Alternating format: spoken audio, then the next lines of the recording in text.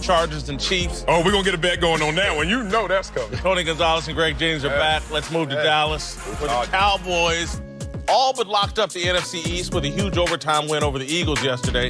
Dak Prescott had the biggest game of his career, throwing for 455 yards and 3 touchdowns, all of which went to his new favorite target, Amari Cooper.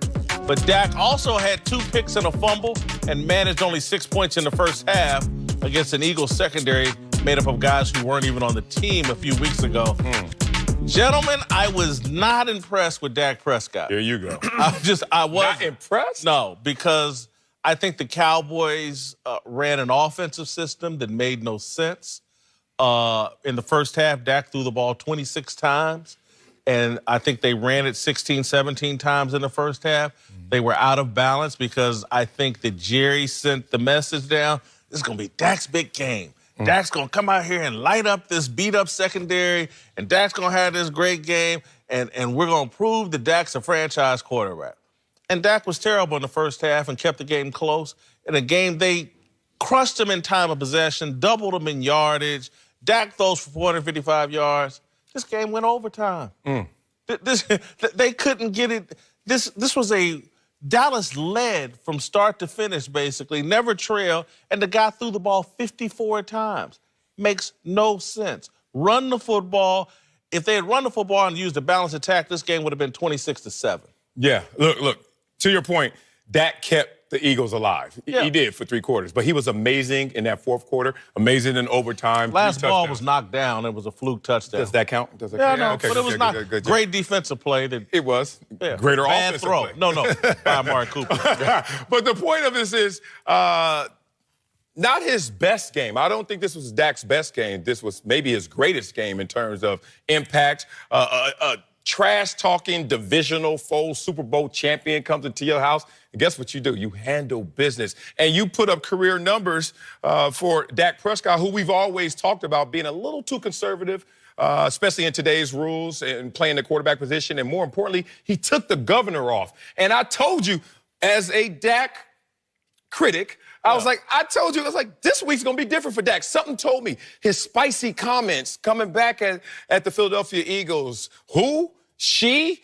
Oh, Dak was like, I'm outside the normal comfort zone, and I'm now going to show you more of my personality. And I think it showed on the field. Dak to me, took it to a different level. He saw the Philadelphia injury report just like you and everybody else. I mean, he knew what he was going to be fixing. In that secondary, right? Yeah. I hear you. No, I'm not. Because I'm at the same opinion I had going into that game last night is the same opinion I still have about Dak. Yeah, he had his best game ever. Good stuff. He didn't play that well for 2 quarters and a half. I mean, going into the fourth quarter, he started to turn it around. But this is a guy who finally had over 300 yards. He hadn't done that all season long. Right. He's got great players around him now. He's got a really good #1 wide receiver, the best back in the business. You can argue that. He's got a really good offensive line, a great defense. Yeah, you can win. And I'm not going to be surprised if they go to the playoffs and if they get past the first round, maybe an NFC championship game. Who knows? I think they have that talent around him. But he's not that franchise quarterback. I don't think he's that guy that you're going to give $25 or $30 to $35 million. Jerry wants him to be that way. I'm sure the other teams in the division, because once you give him that money, you're not going to have that balance on that on the offensive defensive roster. So I like him a lot. Dak is a great guy. I've hung out with this guy in person. I even hate saying this stuff about him because I want him to have success, and I hope he keeps improving. But right now, just looking at the numbers, there's no way that he is that franchise guy. He's a guy who needs to be surrounded by the right people. And if you can do that, if you can get him, Jerry, to take $20 million a year, and you can keep building the team around him, then do that. But I don't think Dak's going to want that if he goes to the playoffs this year. He's going to want his money and say, look, his agent's going to say, I need $28 million a year for this kid. And now Dak's going to have to make a decision because Jerry's going to make a decision. I'm sold on Dak Prescott because of Amari Cooper. That's why I'm sold on Dak Prescott. And when you look at this stat, it talks about most wins since 2016. Tom Brady at 33, and then Dak Prescott with 30, and then Roethlisberger with 29. At the end of the day, what matters? Wins. He's been able to win. Let me tell you the names that should be on that list that you just gave. Robert Kraft, Jerry Jones, and the Rooney family. Those are who those wins should be credited to. I'm gonna tell you, I disagree with that because players equate to wins and what you put around them. And the Dallas Cowboys and Jerry Jones understand He may not be a Patrick Mahomes, a Jared Goff, Aaron Rodgers, Tom Brady talent right now, Russell Wilson. But if we develop and put the pieces around him that make him better, that give him more confidence, this is what we can have.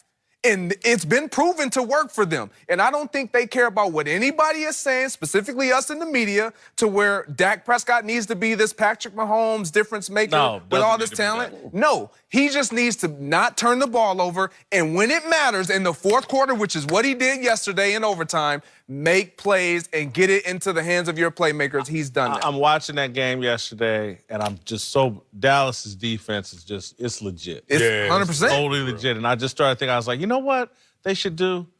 They should commit to the Baltimore Ravens 2000 formula. Trent Dilfer, just don't screw this up. And instead of this kid throwing the ball 26 times in the first half, let him throw it 12 times, run Zeke, and let your defense carry you. He's a better version of Trent Dilfer. And they're trying to make him into something he's not. That's what I felt watching that game yesterday. If they would just acknowledge, man, look at these linebackers. Look at the way our secondary covers. We have a potential Baltimore Ravens type defense. Roll with that and don't let this kid screw it up, because he did in the first half. Because you said that's what they had. They had a game where their defense is playing lights out, their running game is going, and Dak had Philly in the game all the way into the fourth quarter. I don't know if they're trying to mess this up or look at that formula and say we can't duplicate it, because the NFL's different now. You're talking about 18 years later, rule changes, protecting the quarterback, inflated numbers. Like the Trent Dilfer model almost seems antiquated when you can protect the quarterback in the pocket like you can. Keep thinking. But, all right, this is untimely criticism from you and Tony about Dak Prescott. Think about it. Like, this is one of Dak's best games. Yes. And there have been times where you came into this season high on Dak. This is a game where you're like, this actually helps. I react to new information, and those first three quarters said a lot more than the fourth quarter. The kid's game-winning touchdown pass was lucky. The ball should have been batted down. Amari Cooper made a hell of an adjustment on one of the long balls that was underthrown and made the catch. And again, quarterbacks do that, and I'm glad he put it out there for him to make a play. But I'm watching that game for three quarters and say, hey, man, just don't screw this up. And he screwed it up for three quarters. If they weren't playing Philadelphia, there was a hot mess, they would have lost that game. I'll leave you with this. This is something our boy Max Kellerman used to always tell me.